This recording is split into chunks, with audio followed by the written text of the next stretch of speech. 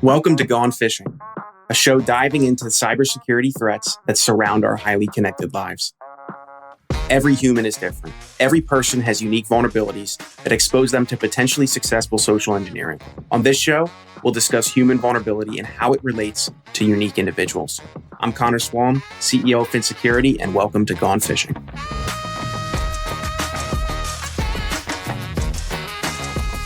Hey everyone, and welcome to the first episode of Gone Phishing.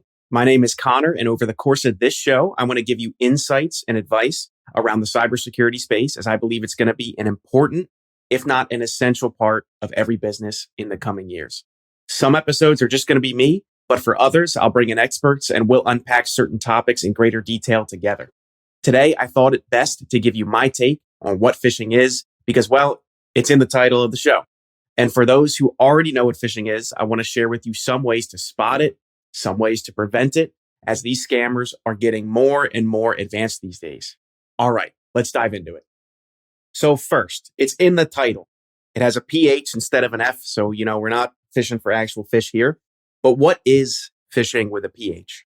Well, simply put, if you want to talk about it from like a higher level, phishing is just any organization or any group of people that are attempting to steal information, access, or money by impersonating an individual at a company or by misrepresenting themselves. So these are malicious individuals who are attempting to steal access information and sometimes just actual cash. Sometimes it can look really, really realistic, incredibly hard for you to detect. And then other times it's as simple as noticing that it comes from an email address that has a million different letters in it and a million different numbers. So you know that it can't possibly be Amazon reaching out to you about $1 million gift card that you have waiting for you if you just could collect it. So from the top level, it's just people trying to steal things from you. That's really it. And sometimes it's not just an individual. Sometimes it's an organization that's been funded. Sometimes it's a group of people who have gotten together. Whatever it is, it's just somebody attempting to steal stuff from you. So phishing can look very different. Phishing is a type of something called social engineering. And social engineering is a broader sense of an individual misrepresenting themselves and then, again, attempting to steal information, access, and money. So phishing is like the direct act of trying to do it. And social engineering is the broader concept. So it can look super different. All of you listening to this are, I imagine, are incredibly familiar with email phishing. That is just somebody sending you an email that's clearly not real. That is, trying to get you to click. It goes somewhere on the internet. Sometimes it's trying to get you to change banking information on an invoice. Sometimes it's just asking you for information that you shouldn't really be giving out, like bonuses and compensation and other information about the employees at your company that shouldn't be given out. And other times it's just, hey, can you give me that two-factor authentication code that you just received on your phone, or maybe it was emailed to you. And so it can look different, but in email phishing specifically, it's just an email you get that you didn't expect, and that is very malicious in a certain sense. So that's email phishing. Everybody should be aware of that. One kind of twist on email phishing is a concept called business email compromise, where it's actually somebody who is attempting to represent that one of your internal folks got compromised. So it's somebody pretending to be an employee at your company that you may work with on a regular basis, all the way up to it could be that that employee's email actually is compromised and somebody is a malicious actor on the inside representing that employee improperly and then trying to exfiltrate information, access, or money, representing themselves as an employee of your company. So depending upon the scale of the fish itself, email phishing could look a little differently, but at the end of the day, it's just people are trying to steal stuff from you and they're using your email address to do it. Secondly, the second type rather that should be very, very familiar for all of y'all is spear phishing. And spear phishing is, simply put, somebody has an incredible amount of information on you. So it's not a common attack. It's not something that was clearly blasted to tens of thousands, if not hundreds of thousands of people at a time. This is, they targeted a company, they targeted an industry, they targeted you at your company for specific reasons. Maybe they pulled your information offline. Maybe they went to LinkedIn and just found every single employee you worked with and the dates that they started so they could kind of figure out maybe who you report to. whatever it is, they have information about you, they have information about your organization, and spear phishing is the act of leveraging that information to attempt to phish people. And so it's just a more targeted attack style, if you want to think about it like that, than common phishing, like, hey, you have an inheritance that you need to claim from overseas, or I'll bring up Amazon again. You got $1 million gift card in your Amazon account. If you just log in real quick, you'd have access to it. One thing, if we want to go back to email phishing, that you should remember is the actual phish can have many different, what I call directed actions. So a directed action in my own words is, what exactly is this phish attempting to get you to do? For some, it is, can you go to this website and can you log into your Microsoft account? So in between you getting to the Microsoft website and clicking this phish, maybe it's actually not routing you to Microsoft, and it's going to steal your username and your password that you use to attempt to log in. Maybe the directed action is just, can you send me a spreadsheet of XYZ information? Maybe the directed action is, can you change the banking information on this one invoice because we just changed our business address and our banking information? Whatever it is, the directed action is really important to pay attention to. That's something we pay attention to at Phin a lot, is essentially what kind of directed actions are people more likely to take as a result of the information we're gathering on them.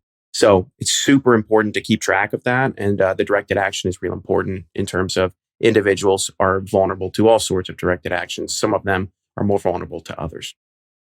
Other type of phishing is, I hate using these words, but I'll use it here because y'all probably recognize it. Vishing and smishing. Very simply put, somebody uses a voicemail to phish you or a phone call. And SMS phishing, as I like to call it instead of smishing, is just text messages. Text messages and voicemail phishes have become super, super popular, way more popular in my mind, at least from what we're seeing, than email phishes. Simply put, because they're so darn effective. So if you get, I always used to do these cybersecurity presentations for small business development centers and small business groups and chambers of commerce and whatnot. And I would always have to put a disclaimer that the IRS is never going to call you. The IRS is never going to leave you a voicemail.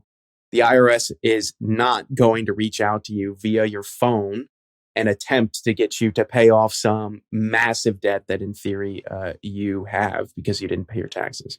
I would always put that in there. I would always get a question about it, and a person somewhere would always ask me, are you sure that's realistic? Because this happened last week to me, my mother, my uncle, my aunt, whatever it was. Everyone seemed to have a story about it. But the realistic scenario is the IRS isn't going to do that. And then for SMS phishing, one of the reasons this is so effective, SMS phishing, is because people trust their cell phones. People don't necessarily inherently trust email as much as they do their cell phones. So when somebody gets a text message and there's very little to no information in it other than your PNC Bank account has been hacked and you need to log in, or you need to confirm that the malicious activity was actually malicious activity so we can get rid of the charges. Whatever it is, there's often really little to no information in it. And SMS phishing, as of now, how it's kind of evolved is it's just click a link. Click a link that's going to send you to a website that's going to do something. Maybe at that website, they attempt to steal your information, or they try to get you to log in, or they try to lure you in, no pun intended, because this is actually how it's working. Maybe they try to lure you into some kind of deeper scheme that'll give them greater access to information, money, and access to the other pieces of your organization. So SMS phishing, we've seen a lot about. One thing I'd like to put here is I wholeheartedly believe, especially if you're provisioning work phones for your folks, that you should have SMS phishing as a piece of your awareness training program. So one of the philosophies we have here at Phin is what we should be doing to train people to recognize real life social engineering is we should attempt to do real life social engineering and then teach them how we did it. So if your people have phones provisioned by the organization, that's part of the attack surface because it's a mobile phone that has access to company information, then you should also be SMS phishing those folks. That's a belief that I have. I'd love to have a discussion with y'all about it if you feel any differently. But so far, that's exactly what I've thought. And people have seen a lot of value at least from our partners, as to when they've done SMS phishing. So what are the risks of getting phished? Really, every single person is at risk of getting phished. So another philosophical belief that I have, and one of the reasons I started Phin, is that every human is unique, right? Everyone that works at your organization, everyone that you work with, every friend that you have is a unique individual. That also means that their vulnerabilities are unique. So you remember how I harped on earlier for seemingly way too long about directed actions? The reason that I do that, or that I did that, is because directed actions are a piece of a unique vulnerability someone may have. So everybody is at risk of getting phished, just because everybody is vulnerable in some way to a social engineer or to a phish. To if somebody sent you the right kind of communication via the right methodology, either text, email, spearfish, or whatever it would be, maybe it's a LinkedIn DM, at the right time of day, and you're in the right frame of mind, or you're emotionally distraught, we're human, and we're going to fall prey to that at some level. There's a capability that that's going to happen. So everyone needs to be not necessarily worried. I never want to paint a picture of fear, uncertainty, and doubt, but I do want to paint a realistic picture of this is applicable to everybody. So to the C-suites listening, to the owners listening, to the managers, to the directors, to everybody listening at the top of an organization, you too are vulnerable to this. You're no different. You are also vulnerable to this in some way, shape, or form. So what can you do to prevent this? So I'll go way further into this in greater detail in other episodes. But basically how you prevent this is a multi-layered approach. Anyone who sells you a cybersecurity silver bullet is lying to you. There is no one single thing that you should be doing to prevent all security incidents and breaches and reduce risk as much as possible. It's a layered approach. So there's a lot of things you could do on the technological side to prevent phishing from turning into an enormous problem. But one piece, and the one that I have specific expertise in, is awareness training. It's launching awareness training programs, running them effectively, and measuring the results that you get from that. So that's one thing that I focus on greatly. But again, security is a layered approach. So everyone, thank you for tuning in. That's it for today. Next time, I'm going to talk about a concept called human vulnerability and what that is, why it's so important, why it's relevant to you, and how we can leverage that to create safer human beings. Till next time, bye.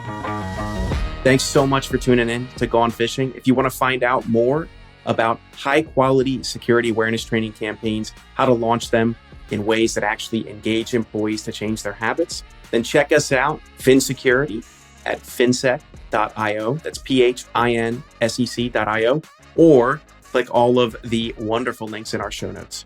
Thanks for phishing with me today, and we'll see you next time.